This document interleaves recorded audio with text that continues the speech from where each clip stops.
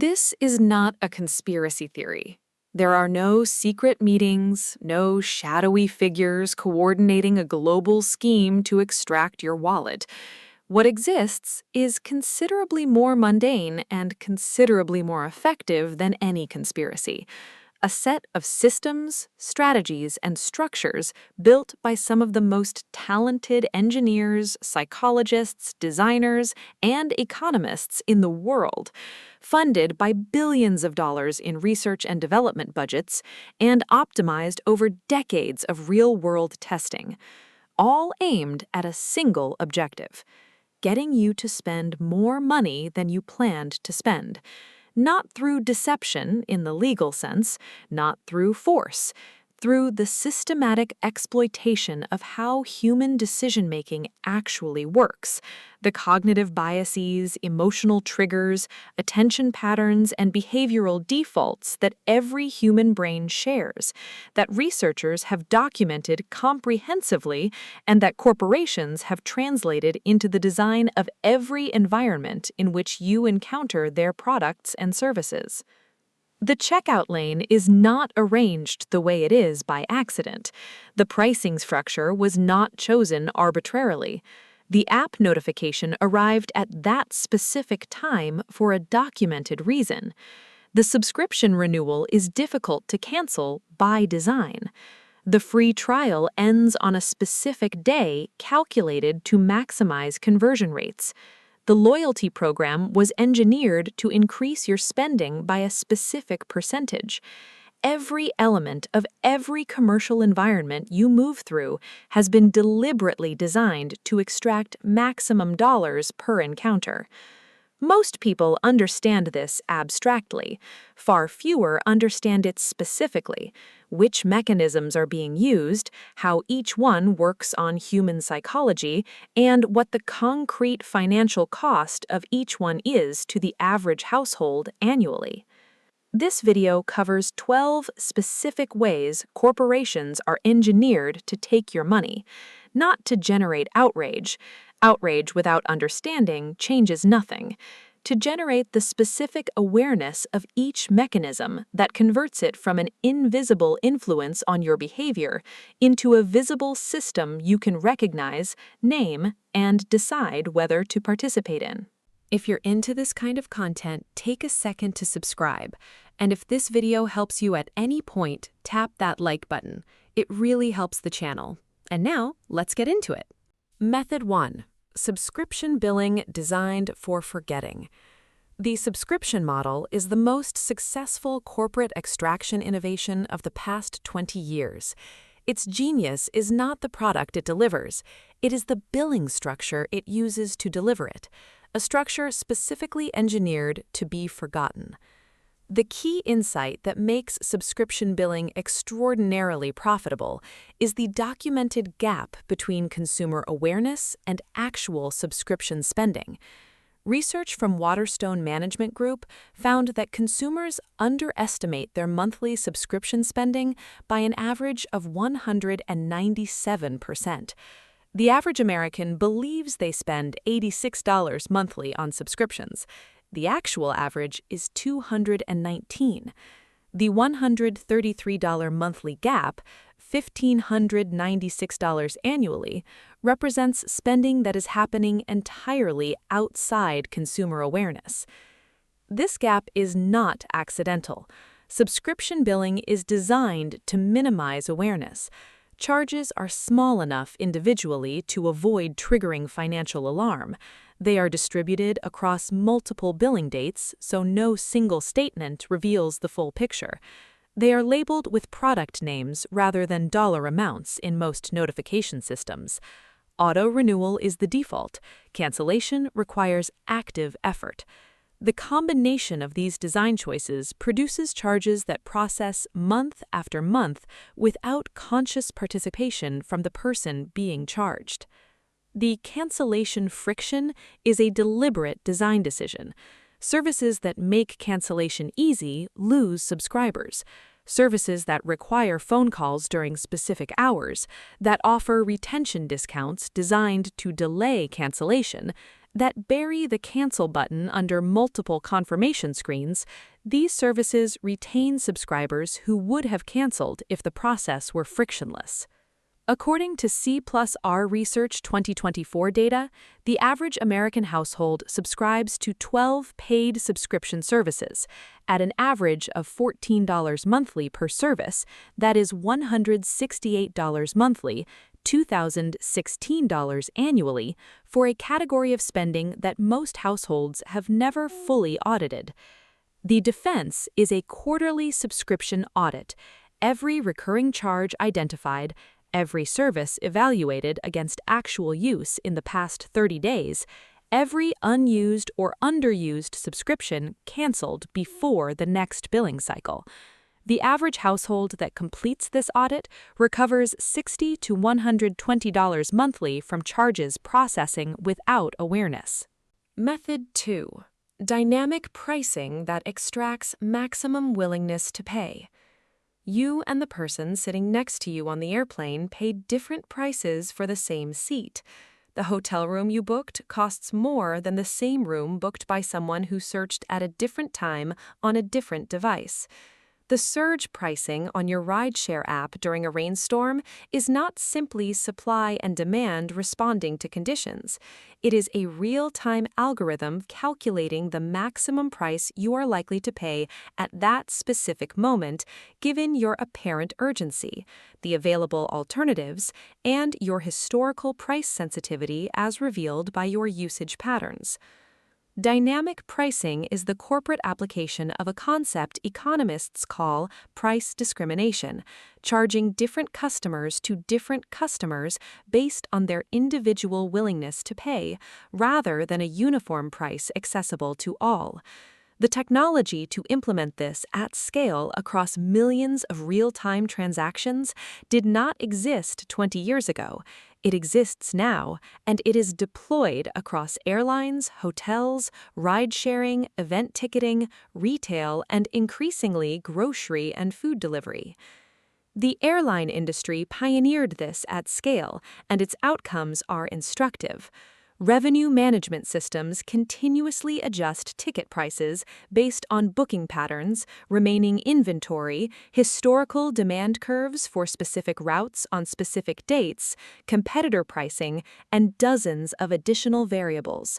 The goal is to fill every seat at the highest price each individual buyer will accept, not at a price that reflects the cost of providing the service, but at the ceiling of each buyer's tolerance. Event ticketing has exported this model to concerts, sports, and entertainment. Ticketmaster's dynamic pricing adjusts face value ticket prices in real time based on demand, leaving fans who hesitate paying multiples of the price that was available minutes earlier. The price is not the cost of the ticket plus a margin, it is whatever the algorithm calculates you'll pay. The defense requires time and flexibility, booking travel and events as far in advance as possible before demand-based algorithms raise prices, using price comparison tools that reveal whether the current offer represents a genuine value or a demand-inflated premium, refusing surge pricing on ride-sharing by waiting for the surge to subside or using alternatives. The algorithm extracts maximum dollars from the inflexible and the impatient. Time is the consumer's primary defense. Method 3. The dark pattern interface.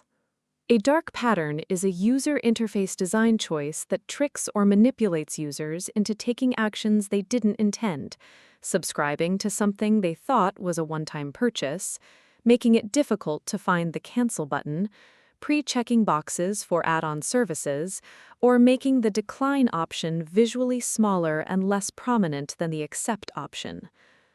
Dark patterns are not rare edge cases. They are mainstream corporate design practice deployed across the most widely used digital platforms in the world. The confirm shaming pattern presents two options with deliberately asymmetric framing. Yes, save me money, versus no, I prefer to overpay. The decline option is engineered to feel like self-sabotage rather than a neutral choice. The Roach Motel pattern makes signing up for a service trivial, one click, instant activation, while making cancellation require navigating multiple pages, a phone call during business hours, and a retention specialist trained to delay departure. The hidden costs pattern reveals fees, taxes, and surcharges at the final checkout step after the consumer has already committed psychologically to the purchase. Research on commitment and consistency in consumer behavior shows that people are significantly more likely to complete a purchase after investing time in the checkout process. The dark pattern exploits this by revealing the true price only after the commitment has been made. The Federal Trade Commission has pursued enforcement actions against dark patterns and published research documenting their prevalence. Their 2022 study found dark patterns in the majority of tested e-commerce and subscription services, with cancellation friction being the most common manifestation. The defense requires deliberate slowness in digital commercial environments. Read every pre-checked box before completing a transaction. Take a screenshot of every price shown before the final checkout screen to compare against the final total. Test the cancellation process for any subscription service before committing. If it requires a phone call to cancel a digital service, that friction is a design choice worth weighing. Method 4. Loyalty programs that increase spending. The consumer-friendly pitch is designed for consumers. Earn points, earn rewards, earn cash back on purchases you're already making. The program exists to benefit you. The more you spend, the more you earn. It's free money. The actual function of loyalty programs in corporate revenue models is considerably different from this pitch. Loyalty programs are spending escalation and retention tools that increase transaction frequency, raise average transaction size, and reduce the probability of switching to competitors, all of which benefit the program operator financially in ways that substantially exceed the value returned to the consumer through rewards. Research published in the Journal of Marketing Research found that loyalty program members spend 20 to 40% more per transaction than non-members. The mechanism is the points currency reframe. Spending is experienced as earning, which reduces the psychological cost of each transaction. Money spent feels less like a loss when it generates a visible reward counter moving upward. The points currency itself is a corporate financial product. The company issues points at a cost they control and redeems them at a value they control. Delta SkyMiles, for example, has no fixed redemption value. The airline sets the miles required for any redemption at whatever number it chooses. The consumer earns currency whose purchasing power is determined entirely by the issuer and can be devalued at any time without notice. Several major airline and hotel loyalty programs have devalued their currencies by 20 to 40% over the past decade, reducing the value of accumulated points without any corresponding reduction in the spending required to earn them. The spend-to-earn threshold is the most direct spending escalation mechanism. A customer with $180 in a cart is shown that they need $200 to reach the next reward tier. The $20 in additional spending to reach the tier feels like a financial optimization. The retailer has converted $20 in discretionary spending into an apparently rational decision by framing it as progress toward a reward. The defense is treating rewards as incidental rather than motivational. Never spend more than you would have without the program to earn points. Calculate the actual dollar value of rewards earned against the actual dollar value of spending increase the program generates.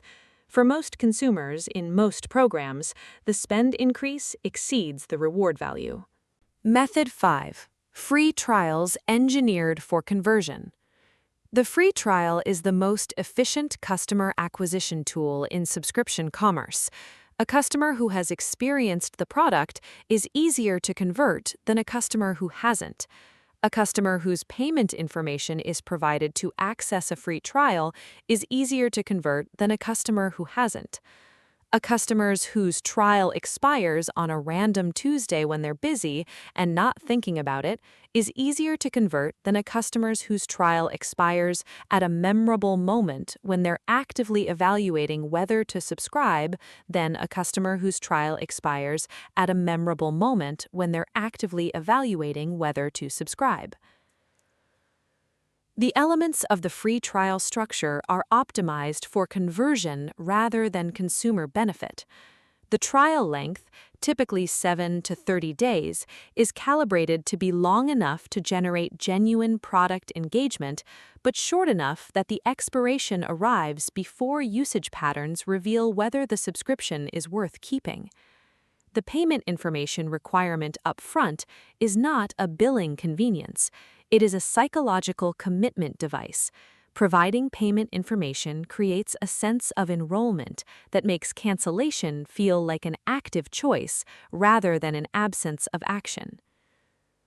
The trial expiration notification, often a single email timed to arrive when open rates are lower, without a prominent reminder 24 to 48 hours before conversion, is designed to minimize the number of customers who cancel before being charged. The charge that processes on the conversion date is the first time many customers consciously register that the trial has ended and a paid subscription has begun. According to research from Recurly, free trial conversion rates average approximately 25%, meaning 1 in 4 people who start a free trial become paying subscribers. Given that payment information is already on file and cancellation requires active effort, this conversion rate includes a significant proportion of people who didn't actively choose to subscribe but simply didn't cancel in time. The defense is a calendar reminder set at the moment of trial enrollment, timed for 48 hours before the trial expiration date.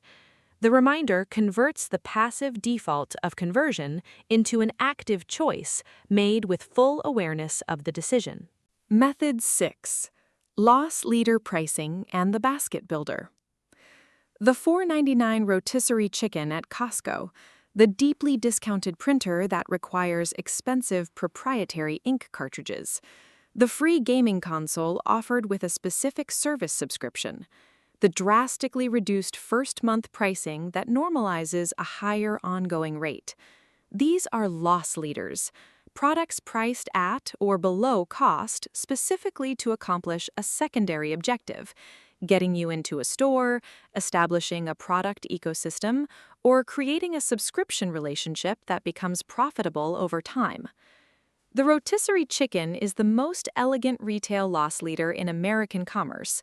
Costco sells its rotisserie chickens at $4.99, a price that has not changed since 2009 despite significant increases in poultry costs, and loses money on every bird.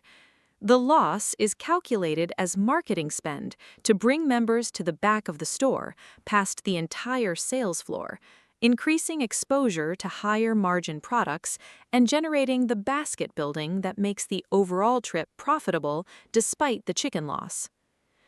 The printer and ink model is more financially significant at the household level. A printer sold at $49 that requires proprietary ink cartridges at $30 to $45 each generates several times its purchase price in ink revenue over its operational life. The printer itself was priced as an acquisition cost for the ink subscription relationship that follows. The consumer who evaluated the printer at its $49 price and considered it a good value was evaluating the wrong number. The total cost of printer ownership includes every cartridge the device will consume over its functional life. The defense requires evaluating the complete product ecosystem before the initial purchase, rather than after. What does the platform require you to buy to use it? What does the device require to operate? What does the initial low price convert into on an ongoing basis? The loss leader is designed to be evaluated in isolation. The financial reality only appears when the complete system is examined. Method 7. Social proof manufactured at scale. You are more likely to buy a product with 4.7 stars and 12,000 reviews than an identical product with 4.6 stars and 200 reviews. You are more likely to choose the restaurant with a long line outside than the empty one next door. You are more likely to order the menu item labeled most popular, regardless of whether it is actually most ordered or most recommended by the restaurant for its margin profile. Social proof, the tendency to use the apparent choices of others as information about the correct choice, is one of the most reliable and most exploited behavioral tendencies in human psychology. Robert Cialdini documented its mechanisms comprehensively in his foundational research on influence. Corporations have since weaponized it at a scale that Cialdini could not have anticipated. Amazon's review ecosystem has been systematically infiltrated by purchased reviews. The FTC has brought multiple enforcement actions against sellers who paid for fake reviews, suspended sellers who participated in review manipulation, and documented the scale of the problem, which remains extensive despite enforcement. A product with 12,000 five-star reviews on Amazon is not necessarily a product that 12,000 people loved. It may be a product whose seller purchased a review package and whose ranking then self-reinforced through the algorithm that surfaces products with more reviews to more potential buyers. Bestseller labels in retail stores are not neutral information about consumer preferences. Products placed at eye level on high-traffic end caps sell more, and then their higher sales volume is used to justify the bestseller label that encourages more purchasing. The social proof is partially manufactured by the same placement decisions that used it as justification. The defense requires seeking social proof from sources that cannot be purchased. Independent review organizations like Consumer Reports, specialized online communities where users discuss products without commercial incentive, and verified purchase reviews specifically filtered for length and specificity that suggest genuine experience rather than paid endorsement. Method 8. The sunk cost trap and escalating commitment. You've already paid for the concert ticket when the weather turns bad. You've already installed the software when you realize it doesn't quite do what you needed. You've already committed to the vacation package when you notice the reviews are concerning. The money is spent. The rational decision is to evaluate the ongoing situation on its current merits. The ticket is gone regardless of whether you attend, so the attendance decision should be made purely on whether attending is worth your time and energy tonight. But that's not how human psychology processes sunk costs.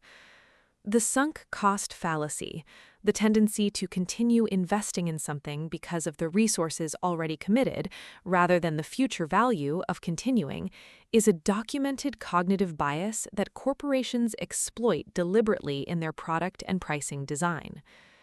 The gym membership that you don't use but won't cancel because you've already paid for the year. The subscription service you maintain because you paid for the annual plan, and canceling feels like wasting money you've already spent. The home renovation project you continue funding past the point where the additional spending makes sense because stopping feels like writing off the money already invested. Casino design exploits this at the architectural level. Every element of casino design, the absence of clocks and windows, the free drinks, the loyalty points that accumulate with play, the physical distance from exits, is aimed at extending sessions beyond the point where a rational evaluation of expected value would end them. The money already lost creates the psychological pressure to continue playing to get even, a pressure that is cognitively irrational but experientially overwhelming. Online gaming, gambling apps, and many freemium digital products use the same mechanism. Small initial investments, time, progress, purchases, create the sunk cost that makes additional investment feel necessary to protect the value already committed. The defense is a decision rule applied consistently to every ongoing financial commitment.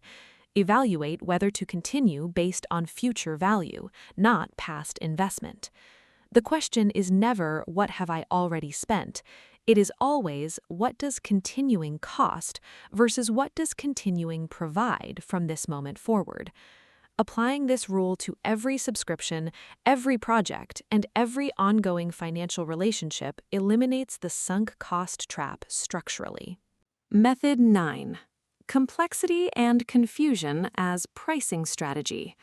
The cell phone plan comparison page, the cable and internet bundle pricing, the credit card rewards program terms, the insurance policy coverage details, the mortgage fee disclosure, the airline fare class structure. These are not complicated because the underlying products are complicated. They are complicated because complexity is a pricing strategy.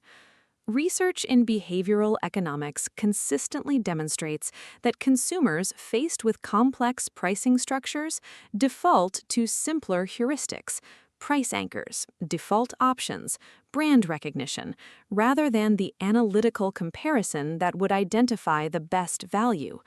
Complexity eliminates the comparison that would reveal inferior value. The consumer who cannot compare effectively cannot make the choice that would cost the corporation their business. The telecommunications industry is among the most sophisticated practitioners of complexity pricing. Plan structures are designed to make direct comparison between competing offerings impossible. Introductory prices, contract terms, device financing embedded in service pricing, streaming bundle inclusions, and international features are combined in configurations that prevent consumers from determining whether their current plan represents good value relative to alternatives.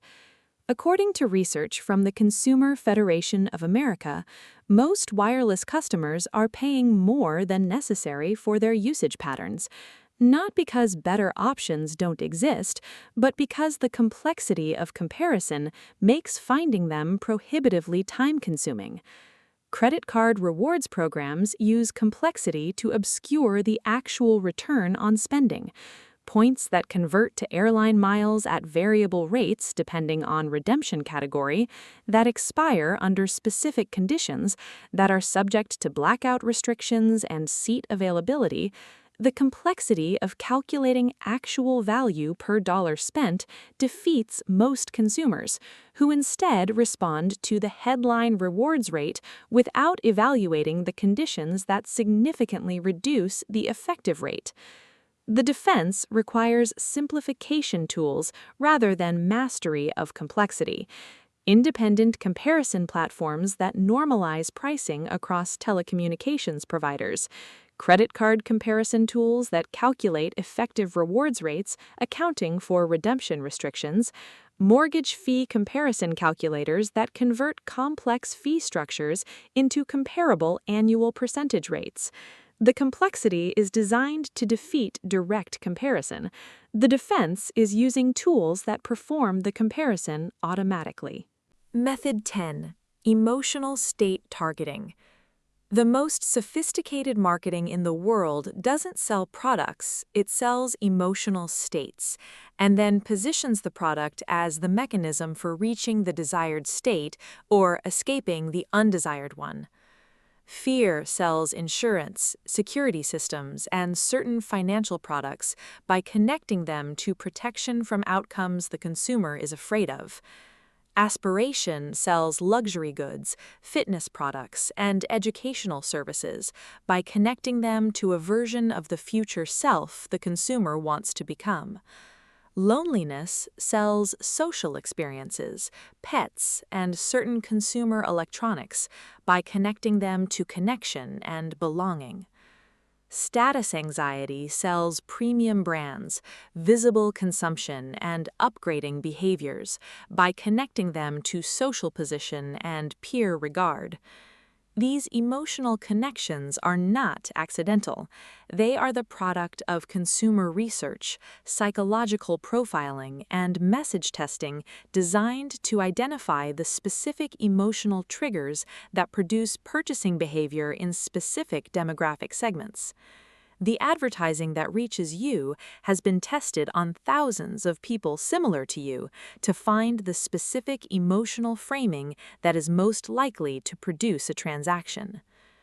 Digital advertising has made emotional targeting dramatically more precise than it was in the broadcast era. Your browsing history, purchase history, app usage, location data, and social media behavior reveal your emotional preoccupations to platforms that sell this information to advertisers. A consumer who recently searched for content related to career anxiety will see advertising for professional development products.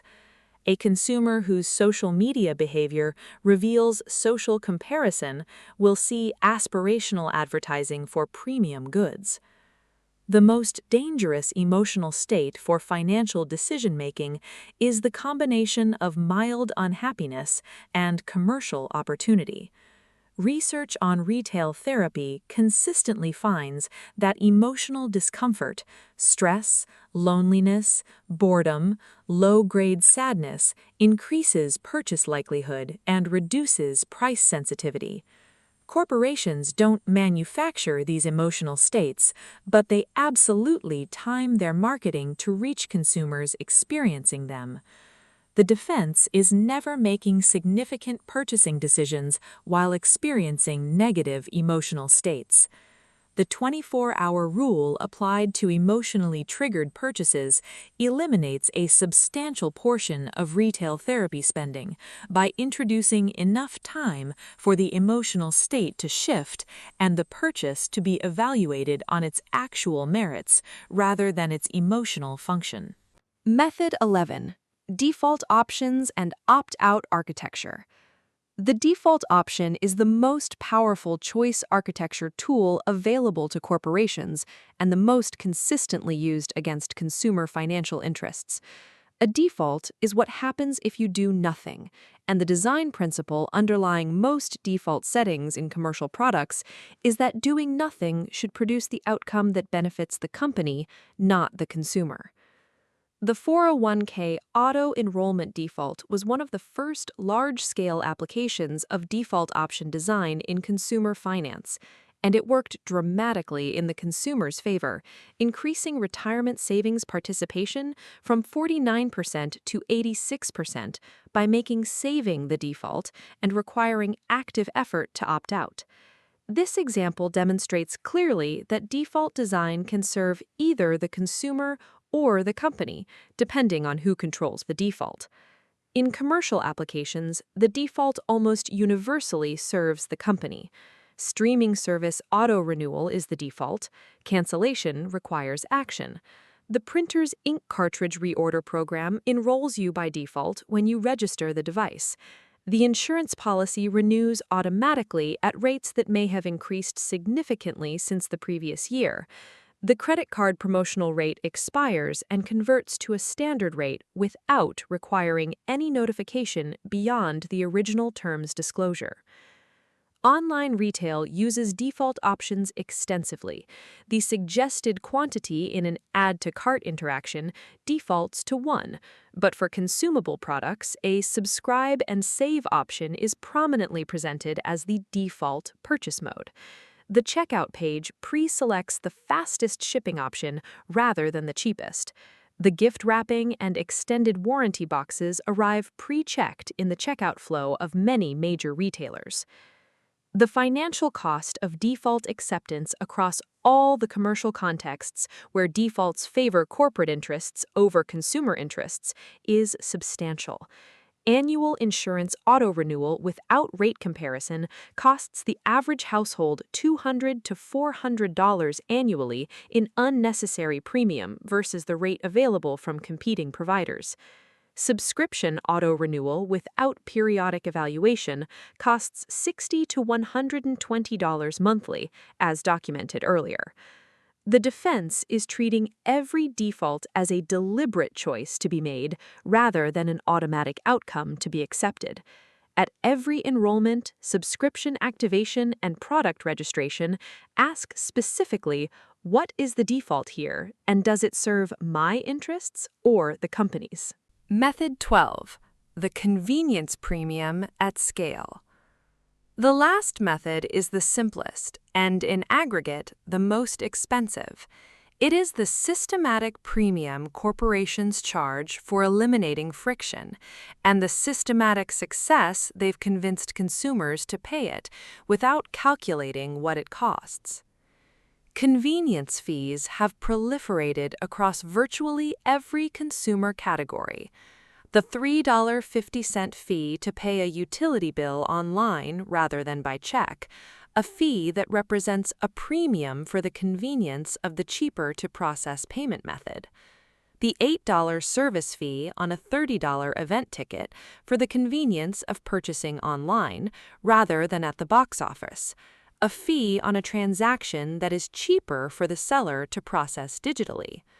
The food delivery fee, the small order fee, the busy area surcharge, a stack of convenience premiums that can add 50 to 100% to a restaurant purchase.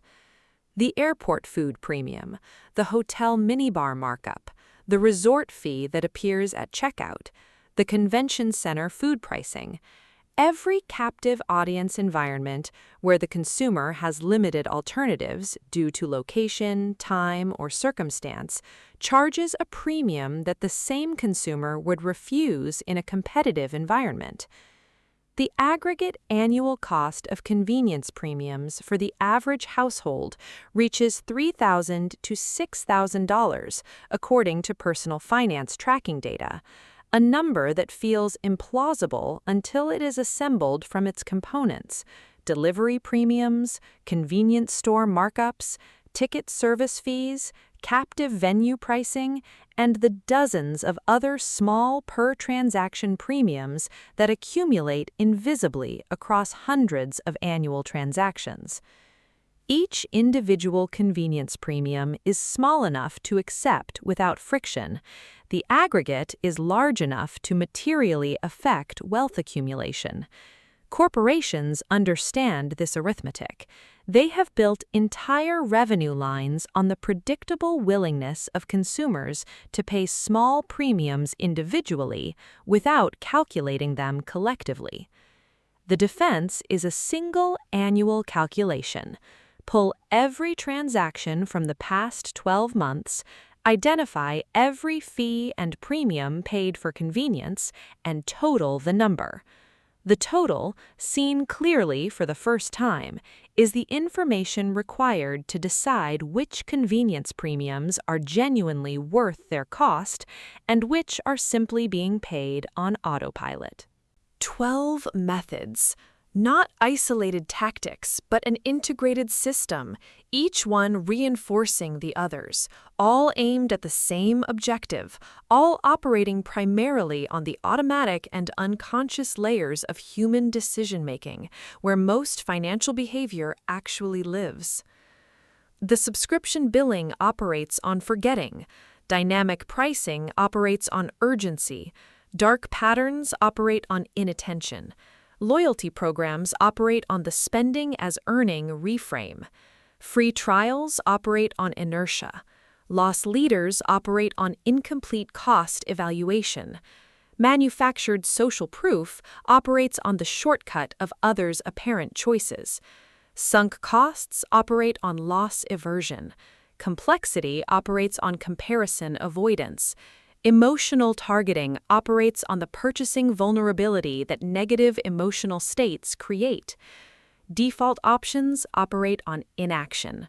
Convenience premiums operate on the systematic underestimation of aggregate small costs. Together, the average household exposed to all 12 methods without any active defense loses an estimated $8,000 to $15,000 annually to corporate extraction that was not consciously chosen, not deliberately enjoyed, and not producing proportionate value. The awareness created by understanding each method specifically and concretely is not sufficient on its own. Awareness without behavioral change doesn't move money, but awareness is the prerequisite for behavioral change. You cannot defend against what you cannot see, and you cannot see what has never been named clearly enough to recognize. The systems have been named. They are visible now. The next transaction will look different than the transactions that came before this video. The checkout process will show you the dark patterns. The free trial enrollment will trigger the calendar reminder. The loyalty points threshold will reveal the spending escalation it represents. The manufactured urgency will announce itself as manufactured. The corporations spent billions of dollars making these systems invisible. It took 20 minutes to make them visible. The difference in your bank account over the next 10 years is the financial return on those 20 minutes.